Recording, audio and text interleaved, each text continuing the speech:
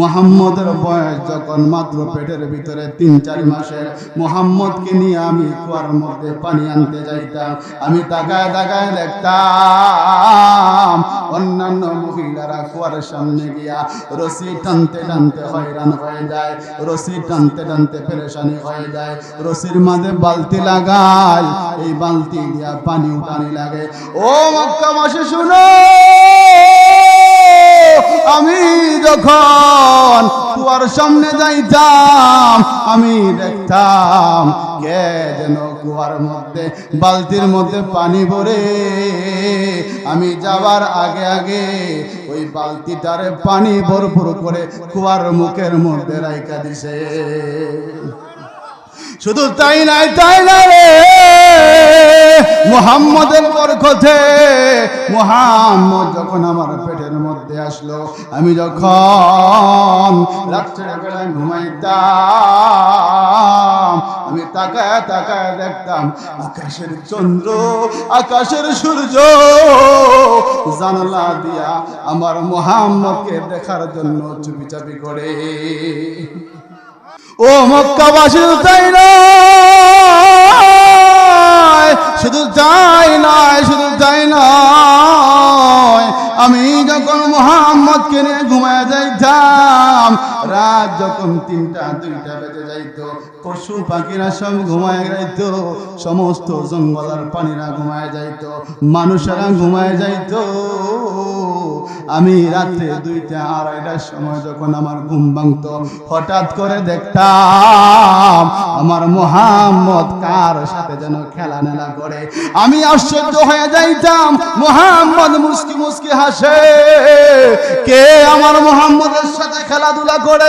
আমি হঠাৎ করে জানলার দিকে তাকায় দেখি সমস্ত দুনিয়াকে পিছনে ফেলে আকাশের চন্দ্রটা আমার জানালার পাশে আইসা আমার মুহাম্মদের সাথে খেলা নেলা করে। সুবহানাল্লাহর আওয়াজ উঠা যায়, আপনার বেলায় চন্দ্র আইছিল, জোরে বলি সুবহানাল্লাহ। এবার যখন রাসূলের জন্ম হইল, রাসূলের জন্ম হওয়ার পরে মক্কার মধ্যে একটা নিয়ম ছিল। তখন মক্কার মধ্যে অন্যান্য গোত্রের মহিলারা এসে মক্কার ছোট ছোট বাচ্চাদেরকে দুধ পান করাইয়া 1 মাস 1 বছর 1.5 বছর পরে আবার ফিরায় দিত। যেই কারণে আমাদের হযরতে মা হালিমা, দুধমা হালিমা রাদিয়াল্লাহু তাআলা আনহা তায়েফ থেকে মক্কাতে আসতে চলেছেন মুহাম্মদকে নেওয়ার জন্য। অর্থাৎ ছোট কোনো বাচ্চাকে নিয়ে পাওয়া যায়, তাকে নিয়ে দুধ পান করাইয়া কিছুদিন রাইখা 1-1.5 বছর পরে আবার ফেরত দিবে। ওইটা তখনকার যুগের মক্কার একটা রীতিনীতি ছিল। হযরতে মা হালিমা সাদিয়া রাদিয়াল্লাহু তাআলা আনহা বলেন, আমি যখন মক্কার মধ্যে মুহাম্মদকে আনতে গেলাম, আমি যে উটের উপরে সওয়ার হয়ে যাইতাম, এই উট ছিল অসুস্থ, ছিল দুর্বল, অন্যান্য উটের সাথে চলতে ফিরত না, আস্তে আস্তে যাইতো। আমি যখন চলতেছিলাম সমস্ত আমার সাথের মহিলারা আগে আগে মক্কার মধ্যে চলে গেছে। আমার দুর্বল উট হওয়ার কারণে আমি পিছনে পড়ে গেলাম। এবার যখন মক্কার মধ্যে ওই সমস্ত মহিলারা ঢুকে একটা একটা করে বাচ্চা তারা নিয়ে এসেছে। ধনীর দুলালিলা, ধনীর দুলালদেরকে, বড় লোকের ছেলে মেয়েদেরকে তারা নিয়ে এসেছে। কারণ হইল বড় লোকদের ছেলে মেয়েদেরকে লালন পালন করলে তারা টাকা দিবে, পয়সা দিবে, স্বর্ণ অলংকার দিবে। হযরতে হালিমা রাদিয়াল্লাহু তাআলা আনহা বলেন, আমি যখন মক্কার মধ্যে ঢুকলাম, আমি গিয়া দেখি আর কোনো ছেলে নাই, আর কোনো মেয়ে নাই। আমার সাথে মহিলারা আগে আইসা অন্যান্য মহিলারা আগে আইসা অন্যান্য বাচ্চাদেরকে নিয়ে গেছে। মানুষেরা বলে, হালিমা তুমি সবার লাস্টে এসেছো, সবার শেষে এসেছো, আর তো কোনো বাচ্চা নাই। ও হালিমা, ওই ঘরের মধ্যে একটা এতিম বাচ্চা আছে, নাম তার মুহাম্মদ, তার বাবার নাম হইল আব্দুল্লাহ, তার মায়ের নাম হইল আমেনা। ও হালিমা,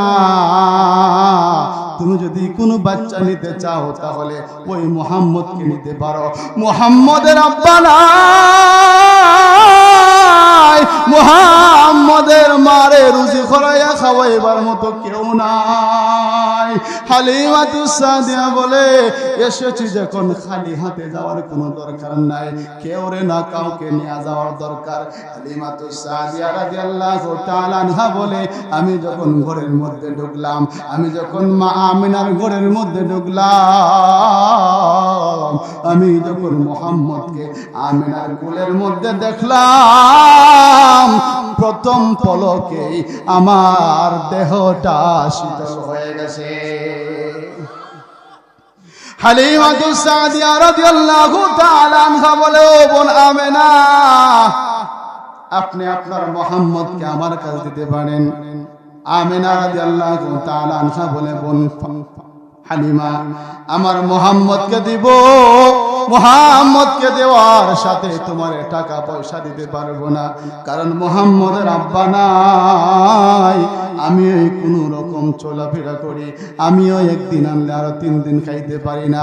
আমেনা রাদিয়াল্লাহু তাআলা আনহা বলেন, আমি যখন হযরতে সাদিয়ার বুকের মধ্যে মুহাম্মদকে তুইলা দিলাম, হালিমাতুস সাদিয়া রাদিয়াল্লাহু তাআলা আনহা বলেন, আমি যখন মুহাম্মদকে আমার বুকের মধ্যে নিলাম, আমি অনুভব করলাম মুহাম্মদকে বুকে নেওয়ার সাথে সাথে মুহাম্মদের বরকতে আমার 2টা স্তন দুধে ভরপুর হয়ে গেছে।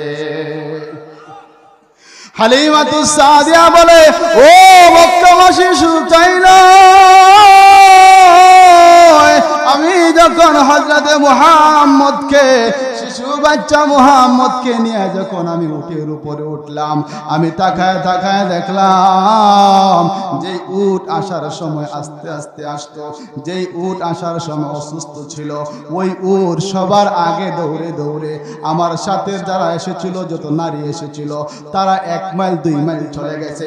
আমি তাকায় দেখলাম আমার উট সবাইকে পিছনে ফেলে সবার আগে আগে দৌড়ায়। সাথের মহিলারা বলে, ও হালিমা, মক্কা থেকে তুমি কি নতুন কোন উট কিনেছো? মক্কা থেকে নতুন কোন উট কিনেছো নাকি? হালিমাতুস সাদিয়া বলে, না,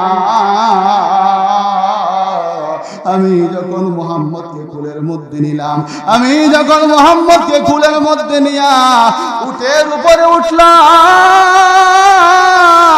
আমি তাকায় দেখলাম মুহাম্মদের বরকতে আমার উটের পাওয়ার বেড়ে গেছে। হালিমাতুস সাদিয়া বলে, শুধু তাই নয়, ও মক্কাবাসী শুনো রে, ও তায়েববাসী শুনো রে, আমি যখন বাড়িতে আসলাম, আমি বাড়ি থেকে যাওয়ার সময় আমার বাড়িতে 2টা মরা খেজুর গাছ রেখে গিয়েছিলাম। আমি যখন বাড়িতে ঢুকলাম, বাড়িতে ঢোকার সাথে সাথে আমার চোখ যখন খেজুর গাছের দিকে গেল, আমি তাকায় তাকায় দেখলাম মুহাম্মদের বরকতে আমার 2টা মরা খেজুর গাছ জীবিত হইয়া ওই খেজুর গাছের মধ্যে পাকা পাকা খেজুর ঝুলতেছে। শুধু তাই নয়,